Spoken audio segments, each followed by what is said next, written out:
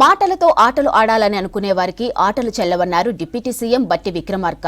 Dubbaka MLA కామెంట్లపై స్పందించిన deputy CM చట్టం తన పని తాను చేసుకుపోతుందన్నారు. ప్రభుత్వ పథకాలను ప్రజల్లోకి తీసుకువెళ్లాలని సీఎల్పీ భేటీలో నిర్ణయించినట్లు మంత్రి కొండా సురేఖ చెప్పారు. సీఎం రేవంత్ రెడ్డి అధ్యక్షతన శంషాబాద్ ఎయిర్పోర్ట్ సమీపంలోని హోటల్ నోవోటెల్లో జరిగిన సీఎల్పీ భేటీ ముగిసింది. సమావేశం తర్వాత మంత్రులు సీఎల్పీ భేటీలో డిస్కస్ చేసిన అంశాలపై మాట్లాడారు. ఇక డిప్యూటీ సీఎం భట్టి విక్రమార్క, మంత్రి శ్రీధర్ బాబు సహా పీసీసీ చీఫ్ మహేష్ కుమార్ గౌడ్ మీడియాతో మాట్లాడారు.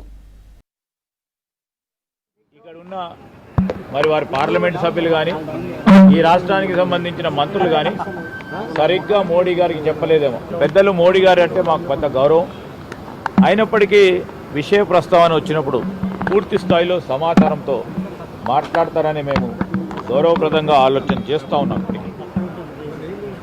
ఎక్కడైతే ఏ స్థలాల్లోనైతే అక్కడ బిల్డింగ్స్ ఏర్పడ్డాయో మున్సిపల్ పర్మిషన్ లేదు, ఏ పర్మిషన్ లేకుండా ఈరోజు ప్రభుత్వ భూమికి సంబంధించి ఈ 400 ఎకరాల్లో బిల్డింగ్స్ కడితే 2022వ సంవత్సరంలో ఏ ప్రాంతంలోనైతే బిల్డింగ్ కట్టినరో గౌరవ ప్రధానమంత్రి గారే ఇనాగ్రేషన్ చేసిండు.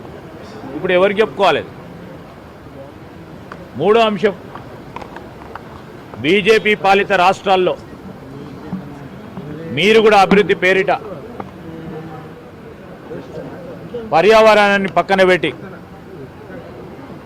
మేము ఖచ్చితంగా చూపెడతాం. ఎన్ని చెట్లు కొట్టేసిండ్రు వన్య ప్రాంతాలకు సంబంధించిన అంశం విషయంలో ఆ ప్రాంతాలకు సంబంధించిన పర్యావరణాన్ని కాపాడే ప్రయత్నంలో అనేక మంది వారికి అనుమానాలు వ్యక్తం చేసినా ఎవరి మాట వినకుండా ముందుకు తీసుకెళ్లే కార్యాచరణ తీసుకున్నారు. ఈరోజు మేము ఆ విధంగా చేస్తలేం. ఈ 400 ఎకరాలు స్పష్టంగా సుప్రీంకోర్టు తీర్పిచ్చింది. ఆ తీర్పుకు అనుగుణంగానే ఇది ప్రభుత్వ భూమి.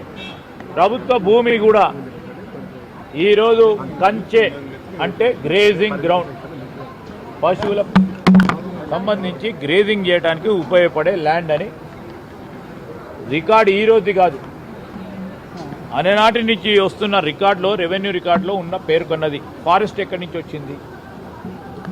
అనేక సంవత్సరాలుగా అక్కడ ఎవరు కానీ కట్టడాలు లేకపోవటం, హ్యాబిటేషన్స్ లేకపోవటం వల్ల కొన్ని చెట్లు వచ్చుంటాయి. దాని ఫారెస్ట్ ల్యాండ్గా పేర్కొనడం చాలా, అది కూడా ప్రధానమంత్రి గారు పేర్కొనడం చాలా దురదృష్టకరం.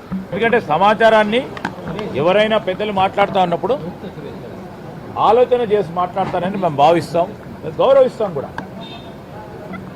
కంచెకచ్చిపోలి కంచెకు సంబంధించిన భూమి, దాంట్లో భాగంగా సుప్రీంకోర్టు ఇచ్చిన తీర్పు ప్రభుత్వ భూమి అని, దానికి నుంచి మొన్న కూడా చెప్పాను, ఆర్టిఫిషియల్ ఇంటెలిజెన్స్ ద్వారా ఈరోజు ఆర్టిఫిషియల్ ఇంటెలిజెన్స్ ద్వారా క్రియేట్ చేసిన మేము అన్ని వారికి సోషల్ మీడియా ద్వారా క్రియేట్ చేసిన గ్రూపులు కూడా చూపెట్టాము. దానికి ఈరోజు ప్రధానమంత్రి గారు, ఎందుకంటే మొత్తం వ్యవస్థ తెలిసిన పెద్దలు, రేపు కోర్టులో ఆ అంశం ఉంది,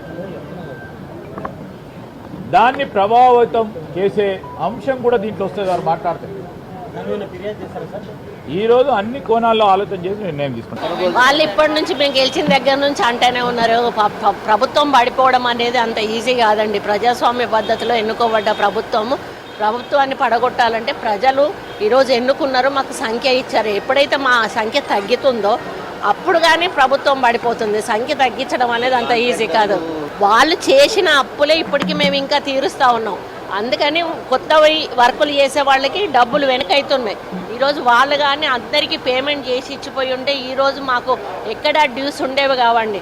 మా తల మీద మోయలేని భారం మోపిపోయింది. ఆఖరికి ఆర్పీలకు కూడా వాళ్ళకి నెల జీతాలు ఇవ్వకుండా వెళ్ళిండ్రు. మధ్యాహ్నం వంట భోజనాలకు కూడా డబ్బులు ఇవ్వకుండా వెళ్ళిన ఘనత వాళ్ళది. ఈరోజు మేము మోస్తున్నాం ఈ భారం అంతా అంటే వాళ్ళు చేసిన పాపాల వల్ల మేము మోస్తున్నాము. ఆ మోసుకుంటూ కూడా మేము అన్ని కార్యక్రమాలు కూడా చేస్తున్నాం. కాబట్టి ప్రజల్లో ఎక్కడా కూడా అసంతృప్తి లేదు.